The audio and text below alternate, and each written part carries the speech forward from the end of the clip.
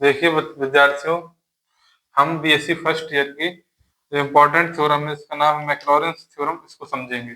देखिए मैक्लॉरेंस थ्योरम होता क्या है। If F x is a continuous function of x which can be expanded in ascending power of x, and each term of the expansion can be differentiated any number of times, then fx equal to this।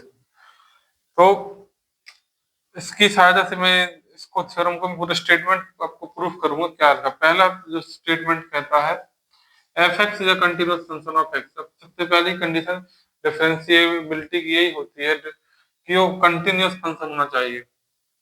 हमने देख लिया, continuity check कर ली इसकी, उसमें statement में लिखा है कि एफ एक्स क्या होना चाहिए, कंटिन्यूअस फंक्शन होना चाहिए एक्स का। ठीक है। दूसरी बात वो कहता है which can be expanded in ascending power of x. अब एक्स की पावर क्या होनी चाहिए, बढ़नी चाहिए।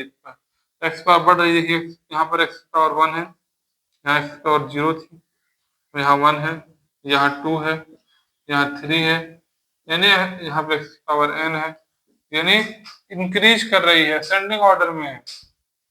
अब तीसरा स्टेटमेंट क्या कहता है, and each term of the expansion can be differentiated. तो each term of the expansion, देखिए इस पद को छोड़ दें तो यहाँ पे दूसरा पद देखें तो यहाँ पे एक बार डिफरेंशिएट किया गया है, यहाँ पर 2 बार डिफरेंशिएट किया गया है, 3 बार डिफरेंशिएट किया गया है।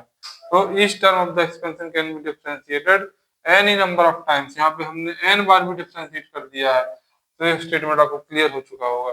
जो जो ये लाइन इंग्लिश में लिखी हुई है इसका सेंस क्लियर हो गया होगा। सेंस इससे ही है, ये है आपकी थ्योरम। जो स्टेटमेंट निकाली, स्टेटमेंट थ्योरम आपकी यही है जो नीचे दी हुई है, ये थ्योरम है।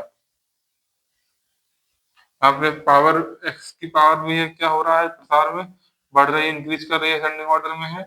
और जो डिफरेंशिएशन भी है तो देख सकते हैं कैसे any number of times differentiate कर सकते हैं। यहाँ एक बार डिफरेंशिएट किया, यहाँ 2 बार, 3 बार, यहाँ एन बार, इनफाइनाइट टाइम्स भी हम क्या कर सकते हैं, डिफरेंशिएट कर सकते हैं। ठीक है बच्चों, आपको मैक्लॉरेंस थ्योरम समझ में आ चुकी होगी। धन्यवाद।